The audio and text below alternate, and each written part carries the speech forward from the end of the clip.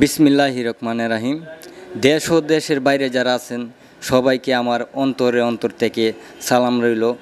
তো এই মুহূর্তে বাংলাদেশের যে অবস্থা, তো সেই অবস্থা নিয়ে আমাদের শ্রদ্ধাভাজন এক বড় ভাই কিছু কথা বলবো। তো সবাই তার কথা একটু মনোযোগ দিয়ে শোনার চেষ্টা করবেন, যেহেতু আমাদের বাংলাদেশ সেনাবাহিনী ভালোভাবে পরিচালনা করতে পারে। তো তো সেই বিষয় নিয়ে আজকে কিছু কথা বলবো। আমি বলতে চাচ্ছি যে ভাই যে কথাটা বলল, আমাদের সেনাবাহিনী ডক্টর মোহাম্মদ ইউনূস স্যার 2 মাসের জন্য ম্যাজিস্ট্রেট হিসাবে ওদেরকে পাওয়ার দিয়ে ক্ষমতায় দিছে। তারা দ্রুত বিচার ট্রাইব্যুনাল কিছু সাজা বা কিছু তাদেরকে করতে পারবে, শাস্তি দিতে পারবে। এই শাস্তি যেন সুন্দর বা সঠিক কাজে উচ্চারণ হয়, আর দ্রব্যমূল্য জিনিস যেন সব জায়গায় চেক করি সঠিক নিয়ন্ত্রণ আসার জন্য তাদের দৃষ্টি লক্ষ্য রাখতে হবে। কিন্তু এই কাজ করতে যাই যেন কোনো মানুষে হয়রানি না হয়। আর যে কোনো জিনিস দেশে বেচার আগে ওরা কয় টাকা দিয়ে কিনলো বা কয় টাকা বেচতেছে সেটা যেন অবশ্যই তালিকা থাকে। আর এই বেচা কেনার ভিতরে কি সরকার কি সঠিক ট্যাক্স পাচ্ছে নাকি সেটাই রাষ্ট্রের কিন্তু কি তদন্তের মাধ্যমে বা সরকারি ফান্ডে জমা হচ্ছে নাকি এটাও দেখতে হবে। আমাদের অনেক কিছু নিয়ে আমরা কিন্তু এখনো হেলাডেলা। দেশটা সুন্দর করতে হলে চতুর্দিক থেকে আমাদেরকে কিন্তু কি অ্যাক্টিভ বা একতা হতে হবে।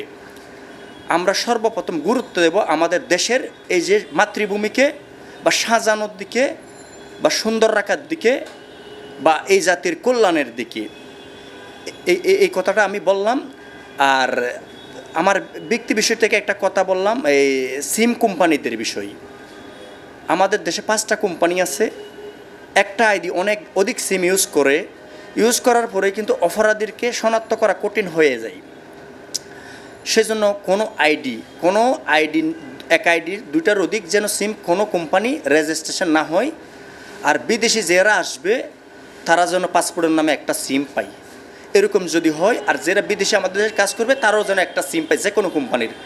এভাবে যদি নিয়ন্ত্রণ থাকে অপরাধীকে শনাক্ত করা অত্যন্ত সহজ হবে। আমি দেখলাম এক চাইনা কিছুদিন আগে 20,000 সিম কার্ড পাইছি।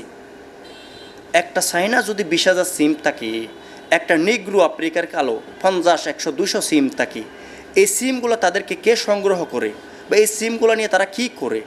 আর রোহিঙ্গা যারা টেকনাফে আছে 20টা 30টা সিম, তারা মাদক ব্যবসা করে, অস্ত্র ব্যবসা করে, মানব পাচার করে আমাদের দেশে বিভিন্ন ধরনের কিন্তু পাসপোর্ট বানায়, আইডি কার্ড বানায়, কিন্তু আমাদের দেশের নিরাপত্তা বিকৃত করে বিভিন্ন বাইরে যাওয়ার পর অকারেজ করলে আমাদের দেশের বিশাল একটা ইমেজ নষ্ট হয়।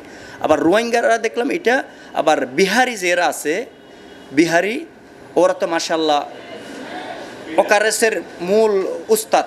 ওরার কাছে 10টা 20টা 25টা সিম, এই 25টা সিম যেন না থাকে। এ বিষয় নিয়ে আপনারা একটু সতর্ক থাকবেন। এখানে বক্তব্য শেষ করলাম।